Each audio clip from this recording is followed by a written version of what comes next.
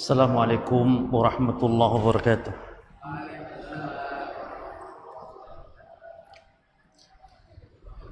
Innal hamdalillah nahmaduhu wa nasta'inuhu wa nastaghfiruh wa na'udzu billahi min shururi anfusina min sayyiati a'malina may yahdihillahu fala mudilla lahu wa may yudlil fala hadiya lahu wa asyhadu an la ilaha illallah wahdahu la syarika lahu wa asyhadu anna Muhammadan 'abduhu wa rasuluh sallallahu alaihi wa ala alihi wa ashabihi wa tabi'in wa man tabi'ahum bi ihsanin ila yaumiddin wa sallama tasliman katsira amma ba'd. Para jamaah kaum muslimin wal muslimat rahimani wa rahimakumullah, kita melanjutkan membahas kaidah-kaidah di dalam tauhid ibadah. Muallif membawakan ada 4 kaidah di sini tentang nadar.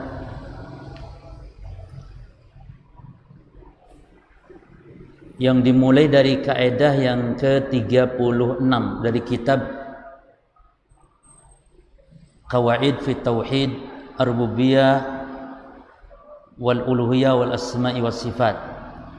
Kaidah yang ke-36. Nanti kaidah 37, 38, 39 itu berkaitan tentang nadar. Qala al-muallif hafizahullah ta'ala al-qa'idatu sadisatu wassalasun, kaidah yang ke-36, man nadara li ghairillahi faqad asyrak, barang siapa yang bernadar untuk selain Allah maka dia telah berbuat syirik. Kenapa syirik? Karena nadar adalah ibadah dan memalingkan ibadah kepada selain Allah, ini hukumnya syirik. Karena Allah Ta'ala memuji orang-orang yang menunaikan nadar.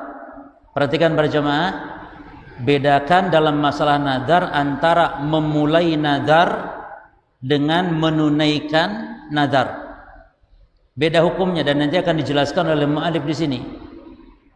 Yang intinya bahwa nadar disebut ibadah itu jika diniatkan untuk Allah.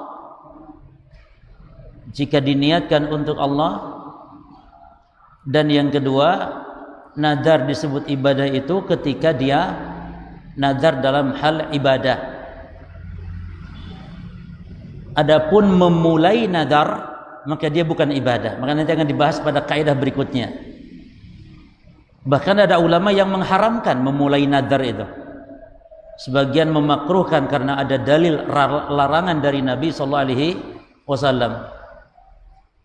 Oleh karena itu yang Allah puji, Allah memuji orang-orang yang bernadar itu bukan yang memulai nadar tapi yang menunaikan nadar.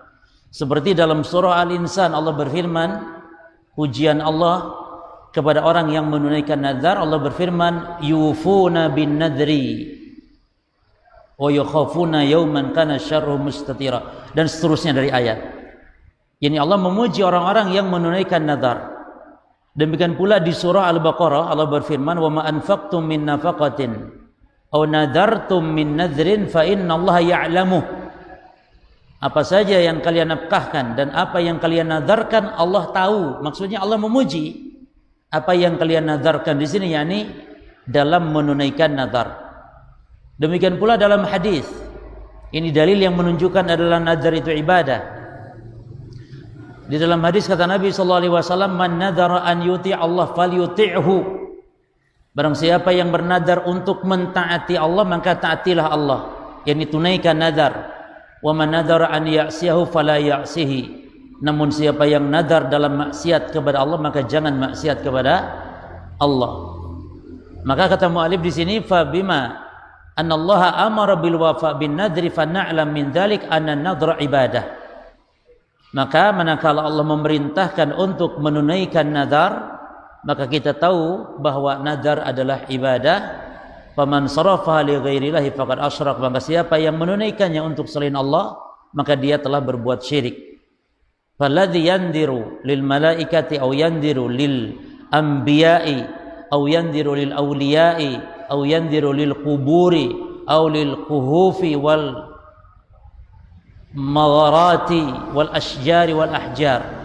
Maka siapa yang nadar untuk malaikat, bernadar untuk para nabi atau para wali, atau untuk kubur-kubur tertentu, atau lil kuhuf, gua-gua tertentu, asjar, pepohonan, wal ahjar, bebatuan, maka fa innahu khali'un ribqatal Islam unuqih. Maka orang ini telah berlepas Islam dari lehernya, ini telah keluar dari Islam, karena berarti memalingkan ibadah kepada selain Allah.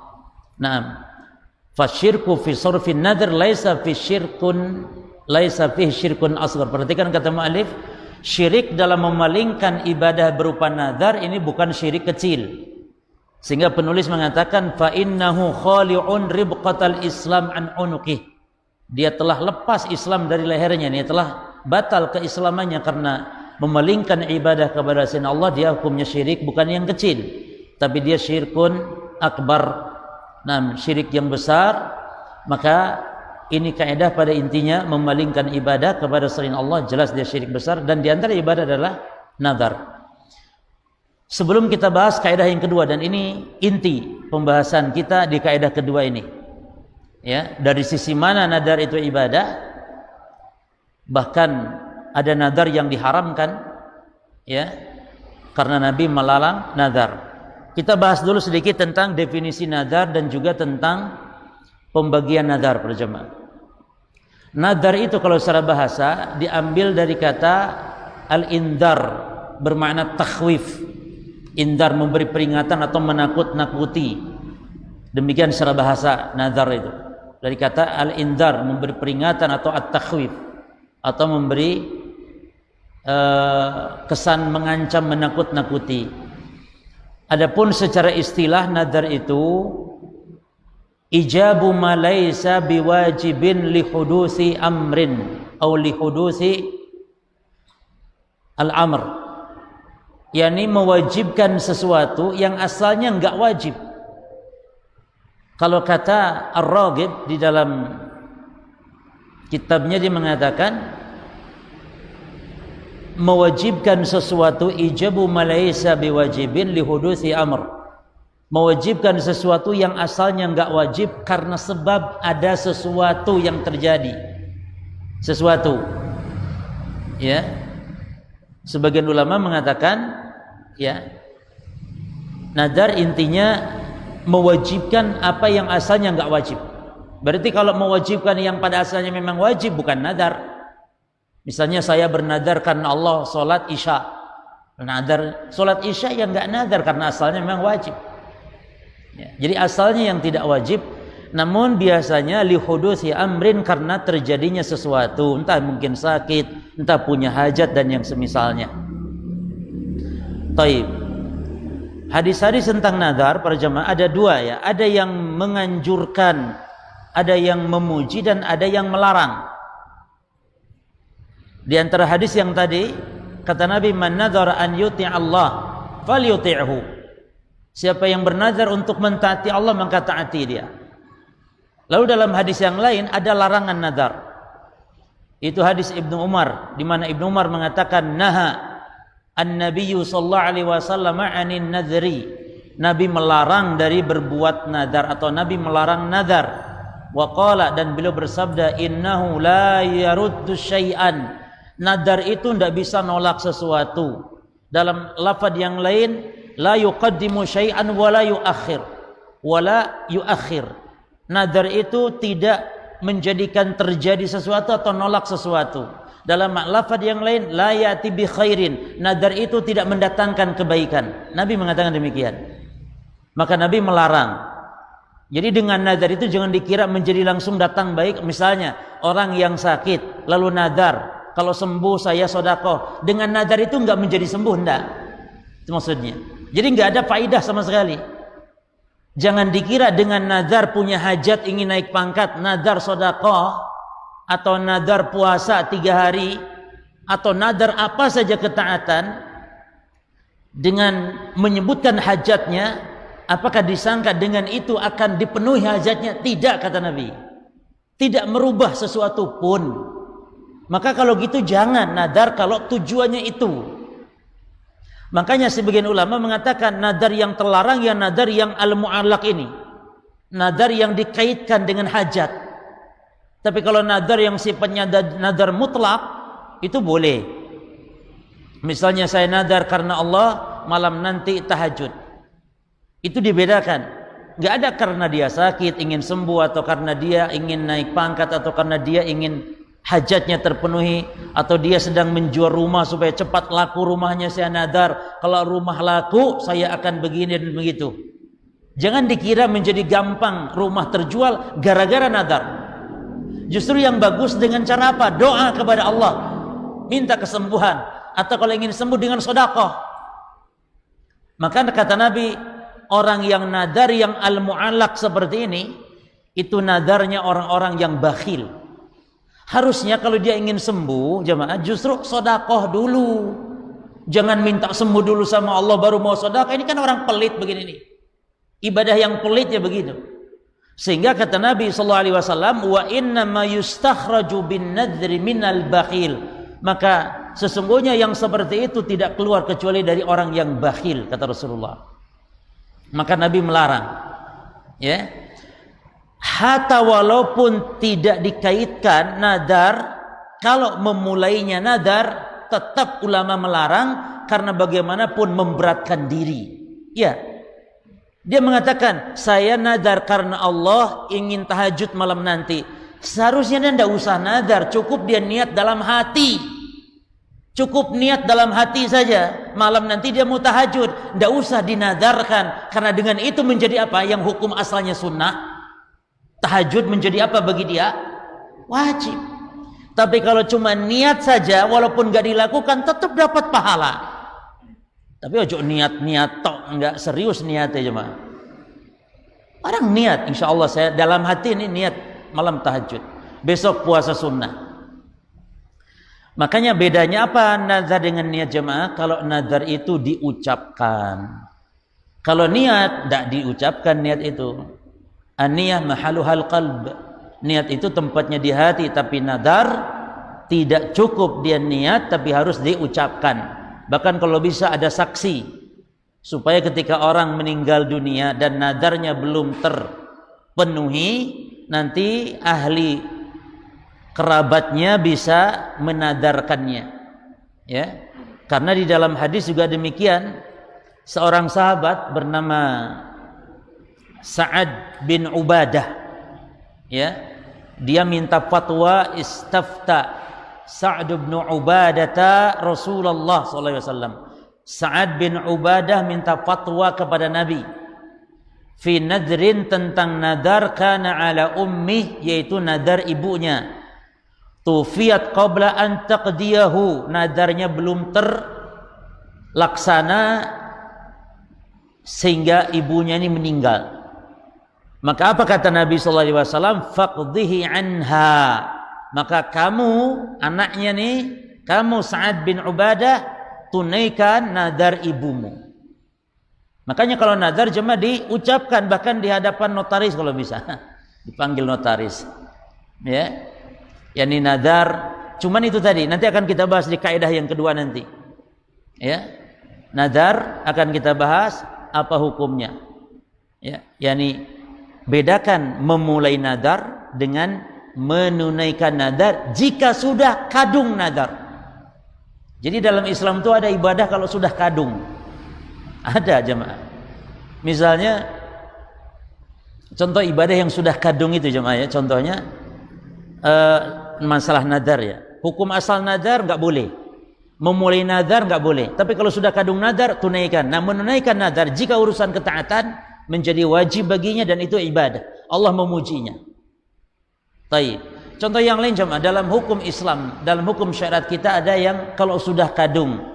Misalnya kalau sudah kadung at-tabanni, mengadopsi anak orang barangkali atau anak kerabat, lalu anak itu sudah kadung kita pelihara sejak kecil, lalu mulai anak beranjak dewasa dan merasa tidak enak ini anak karena anak ini mungkin laki-laki, sementara istri kita perempuan yang dia harus jaga, ya, tidak boleh ikhtilat, tidak boleh berduaan karena dia bukan mahramnya. anak orang lain barangkali atau kerabat yang memang bukan mahram. Ada kerabat yang bukan mahram. Kerabat itu ada yang mahram, ada yang bukan mahram. Maka bagaimana cara solusinya para jamaah? Kalau sudah kadung begini, itu boleh menjadikannya mahram. Kalau sudah kadung, boleh menjadikan mahram dengan cara menyusuinya walaupun usianya sudah lewat 2 tahun. Padahal syarat menyusui ada 2. 1, syaratnya anak masih 2 tahun, di bawah 2 tahun. Syarat yang kedua harus 5 kali persusuan. Bukan 5 kali nyedot begitu, bukan. 5 kali menghisap, bukan. 5 kali nyusu jemaah. Sudah dewasa. Maka pernah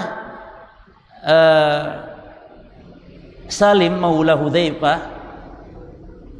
Jadi Hudzaifah ini seorang sahabat, dia budaknya namanya Salim dimerdekakan lalu dipelihara dari sejak kecil.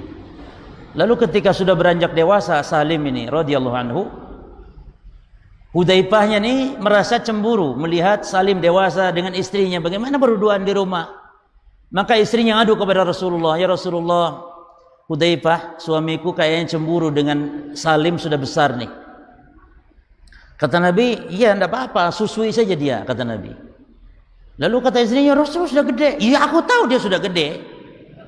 Makanya kamu ngadu karena dia sudah gede." Ya, susui. Bagaimana cara jemaah? Ya enggak ngecerot langsung dah, tapi diperas atau bagaimana caranya. Bukan menghisap langsung, udah dewasa ngisap begitu. Nah, sekarang para ulama khilaf ini, apakah kasus kalau kita sekarang boleh enggak mengikuti kasusnya Salim?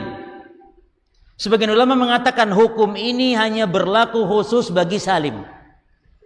Tapi ini lemah jemaah. Apa ada hukum Islam yang khusus bagi orang tertentu? Tidak ada. Hukum Islam berlaku semuanya umat Islam. Maka pendapat itu lemah. Sehingga pendapat yang benar dalam masalah ini adalah bahwa boleh melakukan seperti Salim itu, namun harus kasusnya sama dengan seperti Salim juga. Yani bagaimana? Kalau sudah kadung, yani sudah dari kecil memang dia pelihara anak itu, tapi sudah ketemu dewasa moro-moro ingin jadi mahram lalu nyusu, nggak boleh, karena tidak ada hajat untuk itu. Beda lagi kalau memang sudah kadung memelihara anak sejak kecil, ya jemaah, itu baru boleh. Lagi pula kalau untuk menjadikan mahram tidak harus menyusu dari istri kita, bisa jadi dia nyusu dari siapanya? Dari saudara istri kita itu jemaah. Supaya anak ini menjadi mahram bagi istri kita dari saudara, dari mahram karena sebab radha'ah, persusuan. Demikian. Karena yang namanya mahram dari 3, mahram itu ada 2 ya, ada mahram yang mu'abbad, mahram yang kekal selama-lamanya, ada mahram yang mu'aqqad, mahram yang sementara. Mahram itu orang yang tidak boleh dinikah, perempuan tidak boleh dikawin. Dan mahram yang mu'abbad ada 3 sebabnya. 1 sebabnya karena nasab, dan semuanya ada 7. Yang kedua, mahram sebabnya karena al-musaharah, karena pernikahan. Dan yang ketiga karena radha'ah, karena persusuan. Yang 7 ya, mahram karena nasab. Baik. Yang kedua mahram karena apa jemaah? Musaharah. Ada 4 ini. Yang pertama anak tiri, yang kedua babak tiri, yang ketiga mertua, dan yang keempat mertua, menantu. Menantu, mertua, berarti itu abadi. Maka tidak ada ya yang namanya mantan mertua, itu tidak ada. Mantan istri ada, tapi istilah mantan mertua nggak ada. Kita tetap mahram sama dia, ya, nggak boleh kawin selamanya. Bahkan safar pun boleh. Adapun mahram anak tiri ini bersyarat jemaah. Kalau bapak tiri, ibu tiri, ya, kemudian mertua, ini tidak ada syarat. Artinya semata-mata ijab qabul dia sudah menjadi mahram. Misalnya bapak kita nih nikah lagi sama perempuan. Ada seorang bapaknya menikah perempuan, lalu bapaknya meninggal. Maka sang anak semata-mata bapaknya ijab qabul sama perempuan ini, sang anak dari bapak tadi nggak boleh nikah sama ibu tirinya itu selamanya sebagai bentuk penghormatan kepada bapaknya. Demikian Islam. Walaupun ibu tirinya janda kembang masih muda, nggak, walaupun cantik, walaupun bagaimana, nggak boleh. Abadi selama-lamanya. Tapi kalau anak tiri, anak tiri, misalnya ada seorang kawin dengan janda punya anak perawan, si janda ini. Lalu si A ini kawin sama janda perawan, punya anak perawan. Lalu baru ijab qabul, nih janda meninggal. Ijab qabul. Setelah ijab qabul, nih janda meninggal, tinggal siapa? Ada anak gadisnya. Boleh enggak nih si A nikah sama anak tirinya ini, anak gadisnya ini? Dia bukan anak dia, dia anak bawaan orangnya, cuman anak istrinya ini yang baru ijab qabul, tapi belum disentuh, belum diapa-apakan, baru ijab qabul meninggal. Maka boleh tidak menikah? Al-jawab, boleh menikah karena belum jima dengan ibunya. Tapi kalau sudah jima dengan ibunya, barulah si anak tiri ini, anak si wanita tadi, selamanya mahram, selamanya nggak boleh dinikah. Ya. Adapun kalau bapak tiri, maka tidak ada syarat harus jima dulu, yang penting sudah ijab qabul. Ya. Dan pernikahan dengan ijab qabul saja sudah sah terkait warisan. Jadi kalau ada orang menikah baru ijab qabul belum diapa-apakan dan meninggal dunia, itu sudah dapat warisan, saling mewarisi suami atau istri. Bahkan istri yang dicerai pun ketika suaminya meninggal dunia dalam masa iddah, belum habis masa iddahnya, maka ini cerai ini tidak sembarangan. Belum habis masa iddahnya lalu suami ini meninggal yang sudah menceraikan itu, maka sang istri mendapatkan warisan kalau masih dalam masa iddah, karena posisi masa iddah masih posisi sah istrinya, sehingga haram dia menikah dengan laki lain karena masih posisi istrinya. Kalau sudah habis masa iddah, baru dia boleh si wanita menikah lagi dan sudah putus nafkah, putus waris, mewarisi dan seterusnya. Taib ya. Jadi kembali pada pembahasan kita, kalau sudah kadung kasus seperti Salim Maula Hudzaifah,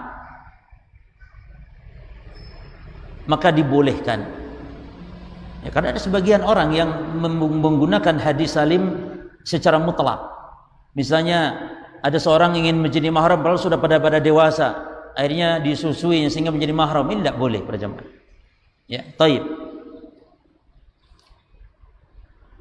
Yang ketiga, mahram abadi itu karena ar-radha'ah. Ya, persusuan.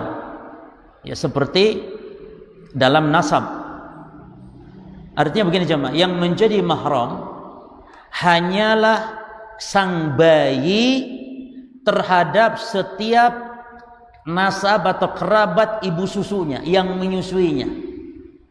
Dia mahram kepada saudari ibu susunya, kepada putri ibu susunya, dan seterusnya demikian.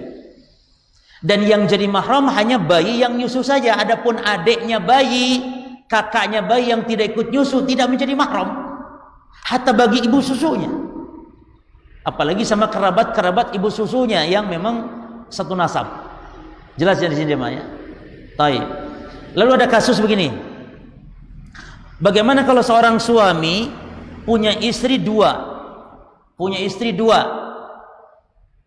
Fatimah sama Khadijah, suami ini. Lalu Fatimah menyusui seorang bayi laki-laki orang Papua, Khadijah pun menyusui bayi perempuan orang Bangil. Ini laki perempuan ini boleh enggak kawin jemaah? Bayi Papua laki-laki dengan bayi Bangil ini boleh kawin tidak? Yang sama-sama disusui oleh suami si A, namanya mungkin siapa? Ibrahim. Boleh enggak kawin?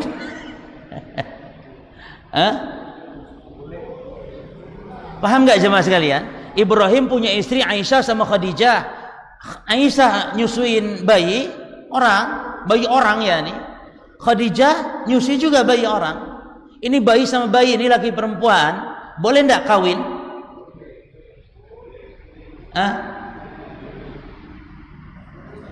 Kayaknya ada khilaf di kalangan jamaah Masjid Ar-Rahmah.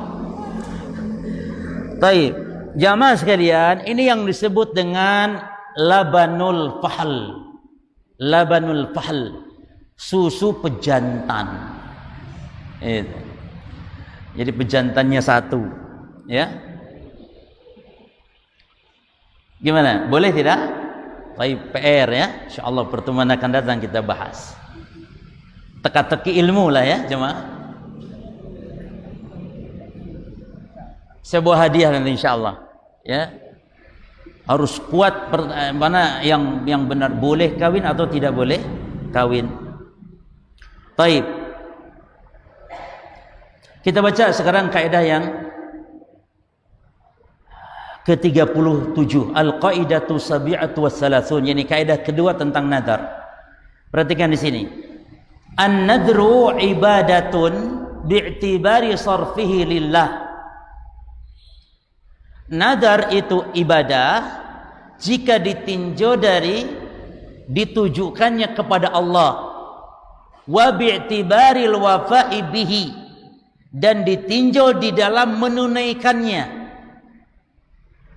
La bi'tibari asli iqa'ihi wa insyaihi, bukan ditinjau, yakni nadar ibadah itu bukan ditinjau asal atau memulainya nadar, bukan, yakni memulai nadar bukan ibadah, bukan ibadah, bukan. Orang nadar memulai nadar bukan ibadah, dia bukan tidak sedang taqarrub kepada Allah, tidak. Tapi nadar disebut ibadah atau dianggap ibadah dari dua sisi. Apa sisi pertama? Bi'tibari sarfihi lillah, yang kedua wa bi'tibari al-wafa, ditinjau dari menunaikannya. Makanya Allah memuji di Quran yang menunaikan nadar. Jadi mungkin ada orang yang bertanya para jemaah, bagaimana nadar disebut ibadah padahal Nabi melarang? Kaifa yakunu nadru ibadah ma'ana Nabi naha anhu? Kalau ada yang bertanya bagaimana nadar disebut ibadah sementara Nabi melarang, wa kaifa yanha amma huwa ibadah, bagaimana sesuatu yang dilarang disebut ibadah? Sebagaimana Nabi dalam hadis tadi, kata Nabi sallallahu alaihi wasallam, innahu la ya'ti bi khairin wa inna ma yastakhriju bi minal bakhil. Tidaklah keluar nadar, tidaklah mendatangkan kebaikan kecuali nadar keluar dari orang-orang yang bakhil. Kata Ibnu Umar, nahan Nabi sallallahu alaihi wasallam ma'ani nadar, Nabi melarang nadar. Dalam lafaz yang lain, la tanziru, jangan kalian nadar, kata Nabi. Hadis Muslim, hadis sahih. Jangan kalian nadar, enggak boleh. Hukum asal larangan haram. Sehingga ada dalil yang memalingkan dari haram menjadi makruh. Makanya ada ulama yang berpendapat hukum memulai nadar itu haram, ada yang berpendapat hukum memulai nadar itu makruh. Jadi larangan di sini mengambil pendapat makruh. Kenapa? Menggabungkan antara dalil larangan dan dalil perintah-perintah nadar, pujian-pujian Allah kepada orang yang menunaikan nadar, digabungkan sehingga hukumnya makruh. Namun sebagian ulama mengatakan hukumnya haram karena larangan. Dan yang dimaksud dengan dibolehkan, disyariatkan, ditinjau ibadah dari dua sisi tadi. Ditinjau dari apa? Memalingkannya untuk Allah, dan ditinjau dari menunaikannya apabila sudah kadung nadar. Memulai nadar terlarang, sebagaimana dalam hadis, an-nadar la yuqaddimu syai'an wa la yuakhiruhu. Nadar itu tidak mendatangkan atau tidak melambatkan, tidak menjadikan keberhasilan atau kegagalan, tidak. Wa inna mistakhraju bihi minal bakhil. Maka bagaimana jawabannya para jemaah? Jawabannya dengan kaidah ini terhadap pertanyaan tadi, bagaimana sesuatu yang dilarang kok bisa disebut ibadah? Maka jawabannya bahwa nadar itu ditinjau dari beberapa tinjauan. Jika ditinjau dari kepada siapanya bernadar, ibadah. Kepada siapanya, ditujukan untuk siapanya, ibadah. Yang kedua, bi'tibaril wafa bihi, ditinjau dari menunaikannya, memenuhi yang sudah kadung dinadarkan, yang tujuannya untuk Allah tersebut. Dan yang ketiga, bi'tibari asli iqa'ihi, ditinjau dari memulainya. Maka ditinjau dari memulainya, maka dia bukanlah ibadah sama sekali. Maka tidak dipuji dan tidak boleh, bahkan ada larangan. Sehingga larangan Nabi tadi dibawa kepada pemahaman mengawali nazar itu yang tidak dibolehkan. Ya. Adapun menunaikannya, kalau sudah kadung nazar menjadi wajib. Dan masalah menunaikan nazar diperinci para jemaah. Masalah menunaikan nazar diperinci, dan itu nanti ada di kaidah yang ketiga. Jadi kalau ditanya apa hukum menunaikan nazar, jangan langsung wajib, jangan, tergantung dulu nazar dalam urusan apa. Urusan ketaatan hal yang wajib, urusan masalah hal yang mubah, urusan masalah hal yang makruh, urusan masalah yang haram, bahkan nazar urusan dalam hal kesyirikan. Jadi nazar yang ditujukan bukan untuk Allah. Aku nazar misalnya untuk wali fulan atau untuk kiai fulan yang sudah wafat meninggal 1 ekor kambing. Yani aku menyembelih seekor kambing, aku persembahkan untuk wali fulan. Maka ini nazar justru menunaikannya, sepakat ulama hukumnya justru haram. Maka nanti di kaidah yang berikutnya insyaallah. Kemudian kita baca kata beliau,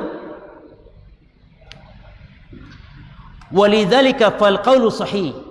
Oleh karena itu perkataan yang benar atau pendapat yang benar, annan nahya anhu fi hadis Ibnu Umar as-sabiq, bahwa larangan Nabi terhadap nazar dalam hadis Ibnu Umar huwa nahyu tahrim fil asah. Maka larangan itu hukumnya larangan yang konsekuensi haram fil asah, menurut pendapat yang lebih kuat. Namun ada pendapat yang makruh, ya, mengatakan makruh, dan tidak ada pendapat yang mengatakan mubah, enggak ada. Boleh, ya, ini enggak ada. Imma haram, imma makruh. Nah, li'anna al-mutaqarrir fil qawaid anna nahya al-mutajarrada 'anil qarinah yufidu tahrim. Karena yang sudah baku dalam kaidah bahwa setiap larangan yang tidak ada qarinah menunjukkan dari haram kepada makruh, maka yufidu tahrim, hukum asalnya larangan itu haram. Sementara Nabi melarang nazar. Adapun fal madhu, perhatikan, adapun pujian Allah innama yunsab ala aqdihi billahi wa ala al-wafa'i bih. Adapun pujian Allah terhadap nazar, pujian Allah kepada orang yang menyandarkan nazar, yakni menunjukkan nazar itu untuk Allah dan dalam rangka untuk menunaikan nazar, bukan untuk memulai. Wan nahyu yunsab ala asli insya'ihi wa iqa'ihi. Adapun larangan nazar dimaksudkan memulainya. Jelas, ya? Memulainya. Dan ini dalam sumpah para jemaah. Supaya kita paham nazar juga dalam hal sumpah. Sumpah ibadah bukan? Na'am, ibadah. Sumpah. Namun sumpah itu ibadah, ya. Sumpah itu ibadah apabila sumpah kita itu menyebut nama Allah, menyebut nama Allah Subhanahu wa taala. Dan sumpah juga ibadah itu apabila kita memang menjaga sumpah. Kata Allah, wahfadhu aimanakum. Jadi sumpah apakah ibadah? Betul apabila terpenuhi syaratnya seperti ini. Pertama, dia sumpah menyebut nama Allah. Yang kedua, orang menjaga sumpah, tidak gampang atau bermudah-mudah dalam sumpah. Nah, maka memulai sumpah bukanlah ibadah, memulai sumpah. Adapun kalau sumpah ditujukan untuk Allah, ya, dan memenuhi sumpah atau membayar kafarat dari sumpah ketika membatalkan sumpah, baru itu ibadah. Tapi memulai sumpah bukanlah ibadah, sama halnya memulai nazar. Yani ada orang kalau tidak hajat bersumpah, bukan ibadah. Murmur ada orang demi Allah, ibadah bukan dia? Bukan ibadah. Tapi ketika memang dibutuhkan bersumpah, menjadi ibadah dengan syarat menyebut nama Allah dengan syarat menjaga sumpah. Jangan bermudah-mudah untuk membatalkan sumpah tanpa sebab. Demikian pula dalam hal nazar. Ya. Nah, oleh karena itu di kaidah yang berikut dijelaskan oleh mu'alif tentang hukum menunaikannya atau hukum memenuhi al-wafa, hukum memenuhi atau menunaikan nazar. Kata beliau, al-qaidatu saminatu wassalasun, kaidah yang ke-38, yakni kaidah keberapa dalam nazar? Ketiga. Man nadara an yuti Allah falyuti'hu wa man nadara an ya'si Allah fala ya'sihi. Ini kaidah langsung lafadznya plek diambil dari dalil hadis. Siapa yang nadar untuk mentaati Allah maka taatilah Allah, dan siapa yang nadar untuk memaksiati Allah maka jangan memaksiati Allah. Dalilnya adalah kata beliau, wa daliluha nafsu lafdhiha min hadisi Aisyah. Dalil ini adalah persis nas teks lafad hadis Aisyah, di mana Nabi SAW mengatakan seperti tadi, man nadhar an yuti Allah falyuti'hu wa man nadhar an ya'si Allah fala ya'sihi. Ya. Maka jemaah sekalian, menunaikan nadar ini diperinci. Ya. Kalau nadar maksiat maka sepakat ulama haram menunaikannya. Sehingga mungkin kita perlu perinci begini. Yang pertama, idza kana nadru fi ta'atillah fal wafa'u fihi wajibun. Apabila nadar dalam ketaatan kepada Allah maka menunaikannya adalah wajib. Menunaikannya wajib. Dan nanti akan kita bahas, kalau tidak menunaikan yang wajib tadi apa, harus bayar kafarat, dan kafarat nadar adalah seperti kafarat sumpah. Nanti akan kita bahas di akhir kaidah yang keempat. Apa kafaratnya? Kaidah yang keempat. Jadi kalau nadar hal yang wajib, nadar dalam ketaatan ibadah maka wajib. Seperti saya nadar karena Allah untuk puasa 3 hari, maka puasa itu wajib. Atau saya nadar untuk puasa sehari, atau saya nadar untuk sholat tahajud, maka nadar menunaikannya dia menjadi wajib. Yang kedua ya ikhwan, in kana nadhur fi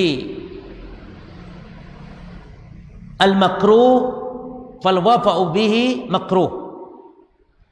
Apabila nadar dalam urusan yang makruh maka menunaikannya pun hukumnya makruh jemaah. Misalnya nadar saya kalau sembuh sakit akan makan bawang putih ke masjid, jangan ke masjid, makan bawang putih. Nadarnya makan bawang putih. Atau melakukan hal yang makruh, maka menunaikannya pun makruh, lebih baik ditinggalkan. Namun tetap setiap nadar-nadar yang ditinggalkan maka tetap membayar kafarat menurut pendapat yang kuat. Ya. Jadi tinggalkan karena dia makruh dan membayar kafarat. Adapun kalau mau menunaikan silakan sehingga bebas kafarat, namun itu hukumnya makruh, enggak baik, enggak dipuji. Dicela bahkan. Dan yang ketiga, idza kana nadru fil haram fa hukmul wafa'i fihi haramun. Yang ketiga, apabila nazar dalam urusan yang haram maka menunaikannya hukumnya juga haram. Seperti apa contohnya? Ada orang yang bernadar karena Allah, perhatikan, karena Allah untuk minum khamr. Orang nadar karena Allah untuk minum khamr, nadar karena Allah untuk berzina, maka menunaikannya haram dan hukumnya dia wajib untuk membayar kafarat. Wa kafaratun nadar kafaratul yamin. Kafarat nadar kafarat sumpah. Baik. Kalau nadar dalam hal yang ketiga, dia kana nadar fil mubah. Kalau nadar dalam hal yang mubah, para jamaah, maka fa hukmul wafa'i fi, hukum menunaikannya adalah al-mukhayyar bainal wafa wa adamihi. Maka hukumnya diberi pilihan antara menunaikan atau tidak menunaikan nadar, namun tetap membayar kafarat nadar, yaitu kafarat sumpah. Misalnya apa contoh yang mubah? Saya nadar, misalnya ada orang nadar kalau Biasanya pertandingan bola biasanya. Kalau menang Persebaya, saya nadar gundul kepala. Gundul kepala.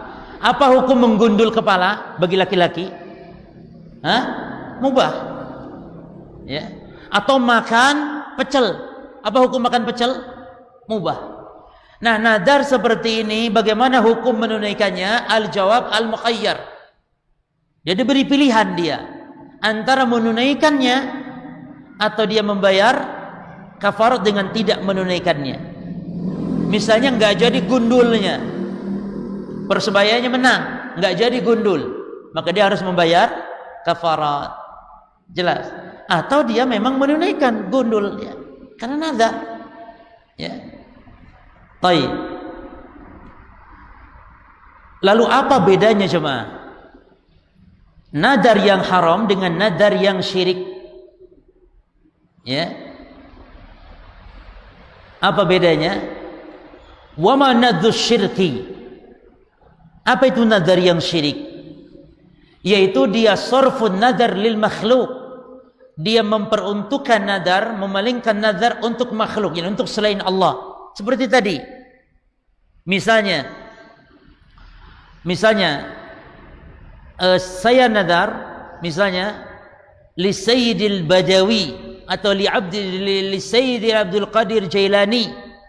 Misalnya nadar 1 ekor kambing disembelih. Menyembelih ekor kambing loh jemaah, disedekahkan kepada orang-orang kaum muslimin, tapi diperuntukkan ini untuk Abdul Qadir Jailani, untuk imam, untuk wali. Maka itu yang disebut nadar yang syirik.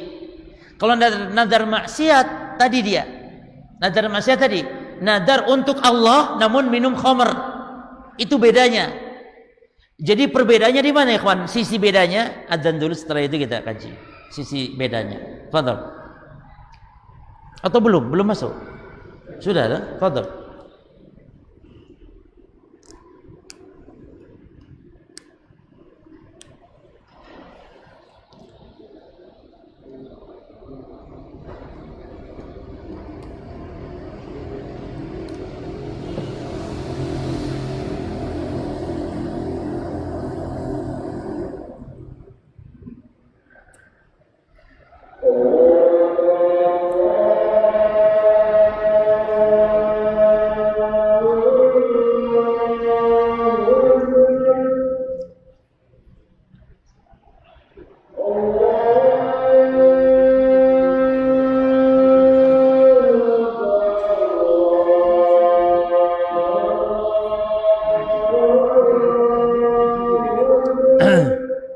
Allah Akbar.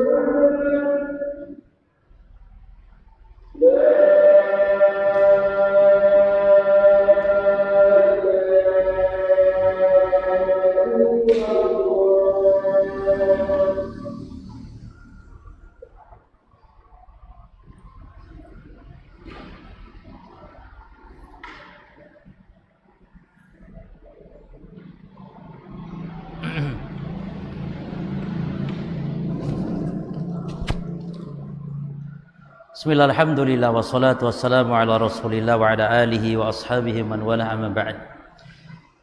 Para jamaah kaum muslimin wal muslimat azakumullah.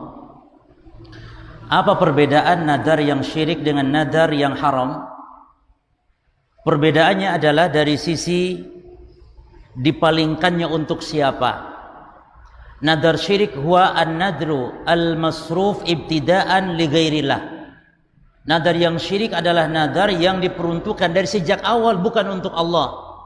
Amma nadrul ma'siyah, adapun nadar maksiat, bahwa an-nadrul masruf ibtidaan lillah. Jadi nadar maksiat itu dari awalnya diperuntukkan untuk Allah, namun ala amrin muharram, namun pada urusan yang haram. Maka tadi saya katakan saya nadar untuk Allah atau karena Allah berzina. Itu nadar maksiat. Tidak diperuntukkan untuk selain Allah, tidak untuk Allah dia, namun dalam hal maksiat. Adapun nadar yang syirik dia dari sejak awal diperuntukkan untuk makhluk, untuk Abdul Qadir Jailani, untuk wali dan seterusnya. Makanya kalau nadar maksiat pakai kafarat, haram ditunaikan dan wajib bayar kafarat. Tapi nadar syirik justru nadar yang tidak cukup, tidak boleh membayar kafarat, tapi dengan mengucap dua kalimat syahadat kembali menurut suatu pendapat, namun pendapat yang lain cukup taubat kepada Allah tanpa bayar kafarat. Enak ya. Artinya dibandingkan harus bayar kafarat karena dia berbuat syirik.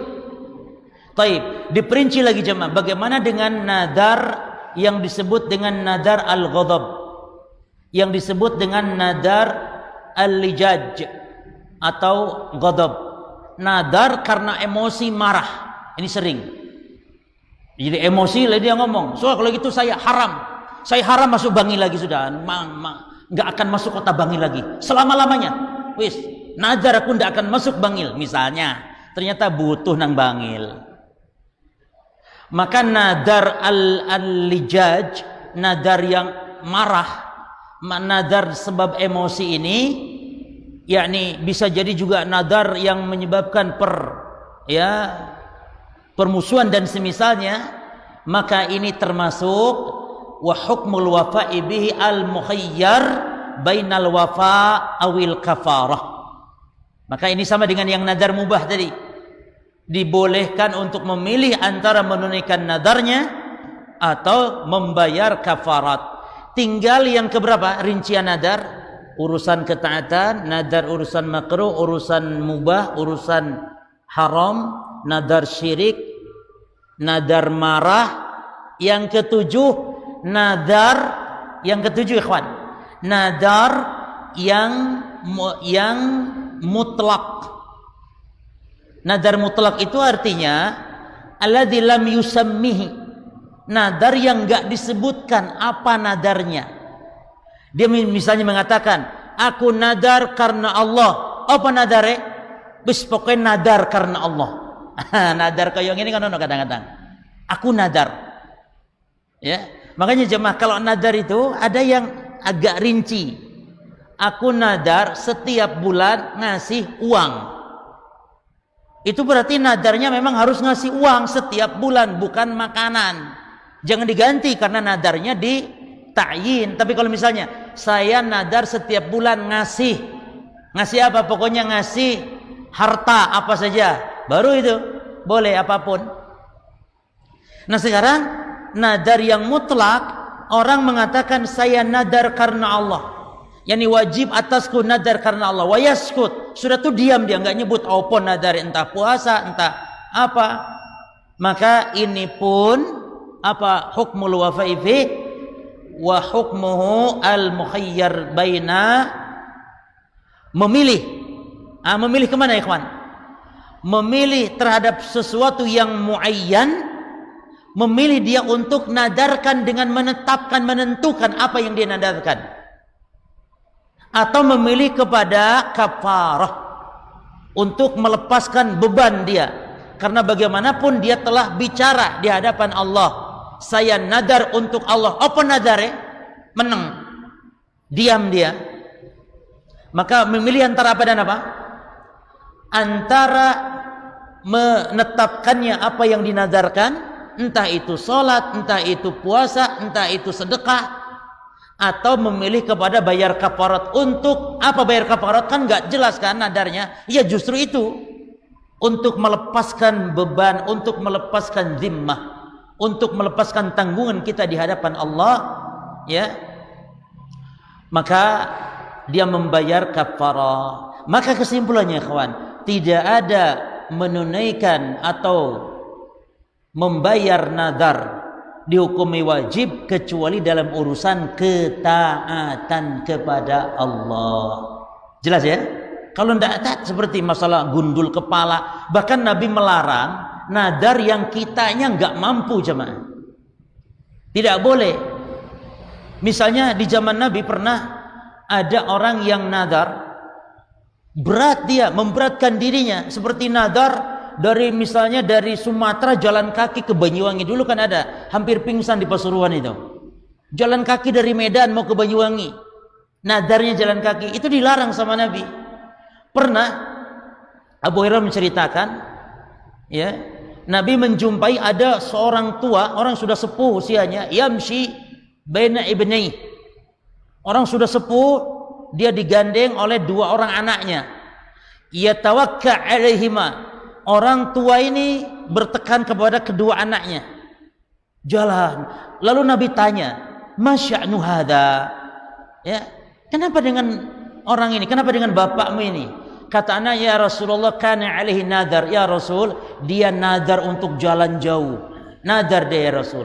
Maka kata Nabi SAW, irkab, jadi dia orang tua ini nadar jalan, seperti tadi, jalan dari Surabaya ke Bangil, jalan kaki, nadar, sehingga harus dilakukan sehingga sampai dibopong sama kedua anaknya.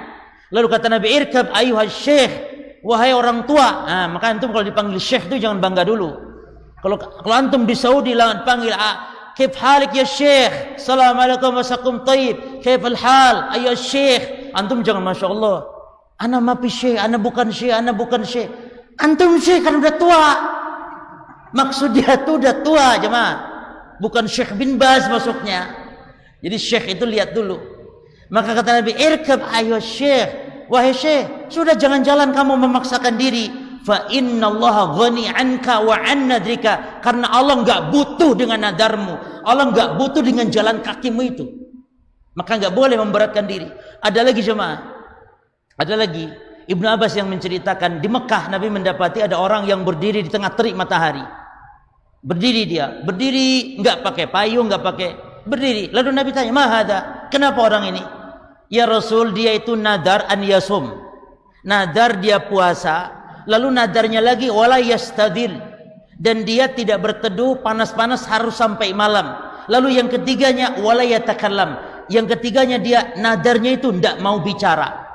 Maka dia berdiri terus. Tiga ya, puasa di tempat panas nggak ngomong, nadarnya tiga. Kata Nabi, perintahkan dia liyatakallam, perintahkan dia untuk ngomong, batalkan itu, perintahkan ngomong. Wal yastadhil, perintahkan berteduh, namun puasanya kata Nabi, apa puasanya? Wal yutimmas saumahu, namun puasanya lanjutkan, karena itu ketaatan kepada Allah.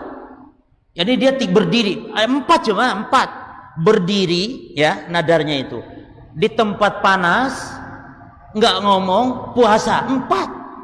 Lalu Nabi perintahkan suruh duduk, suruh berteduh, suruh ngomong, dan puasanya dilanjutkan. Taib. Jadi inilah rincian nadar, dan insya Allah masih ada kaedah yang keempat kita akan kaji nanti. Wallahu alam.